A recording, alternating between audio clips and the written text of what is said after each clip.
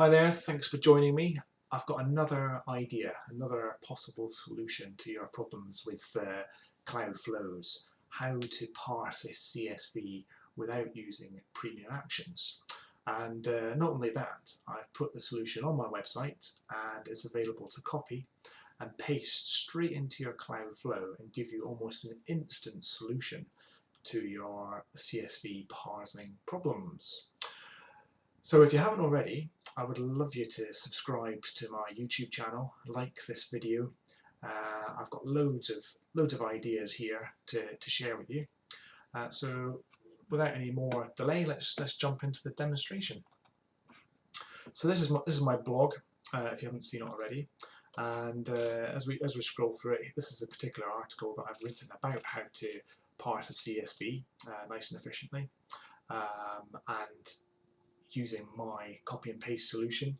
So I've got some sample code here on the website, but I've also got the full-blown solution, which I'm going to use in this case here. There's a nice little copy button here, so I'm going to hit the copy button and I'm going to jump across onto a brand new flow that I've got waiting. So the idea here is you're going to click on New Step, you're going to go to my clipboard, and as you can see at the moment there's nothing sitting there. I'm going to hit Control V and paste, and here we go, a scope called DemoBird 365 Complete Solution. If you click on that, we now have all of the actions that will allow you to parse my particular demo file that I've made available on my site. So we've got this Netflix titles small, which is a sample CSV I've downloaded off the internet with all the Netflix series and episodes and films and such like. And I split it on a return line, and then I have my purpose-built parse my CSV, and that will take the header from the file automatically and map out all the fields and map out all the values. And so in this particular CSV we have 12 keys and values. And then just to make life easier, and I'll show you this in the next stage, I return the top 5 results from our Parse CSV. So I'm gonna save this and I'm gonna run it for you, and we'll just have a quick look at the data that's output.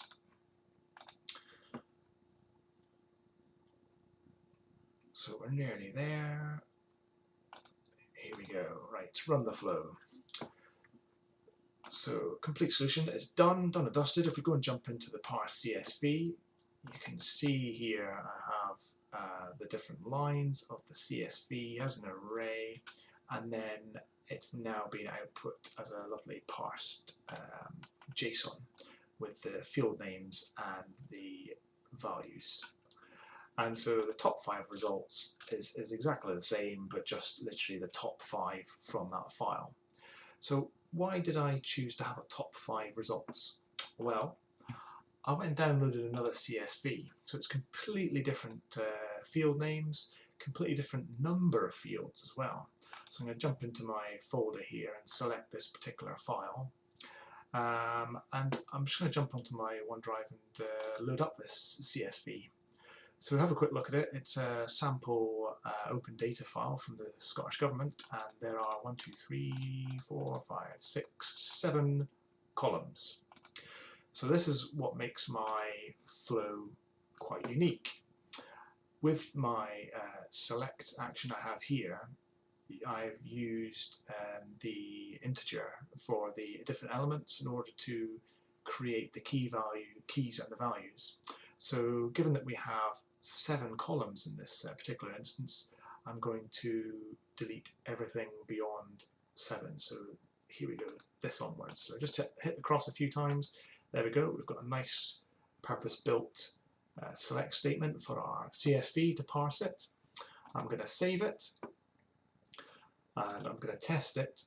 Now it is going to fail, but fail for a reason, and it's the final stage of this solution, parsing the JSON.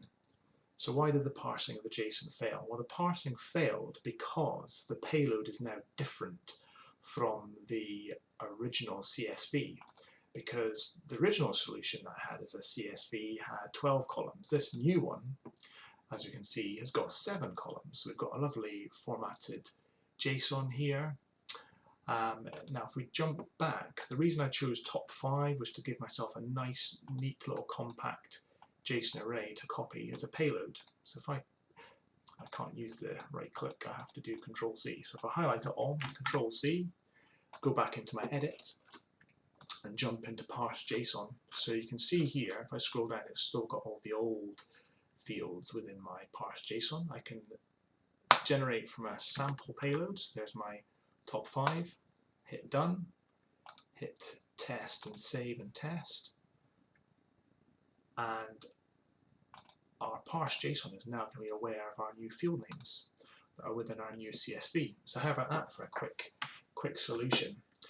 Not only have I given you the complete scope and solution on my website to copy and have your own go at it, it's extremely quick to change it to suit a different size CSV. And again, all explained on my blog. The link is in the description. If we have a quick look here at the Parse JSON and look at the outputs, we can see again we've got a lovely formatted JSON array. And if I go into edit and I go into next step, this is the magical bit. If I choose a compose and I want to choose one of these values, dynamic values from my Parse JSON, here we go. 1, 2, 3, 4, 5, 6, 7 fields. So the 7 fields that we saw on that CSV earlier are now available for me to select dynamically. Now, I think this is a fantastic time saver.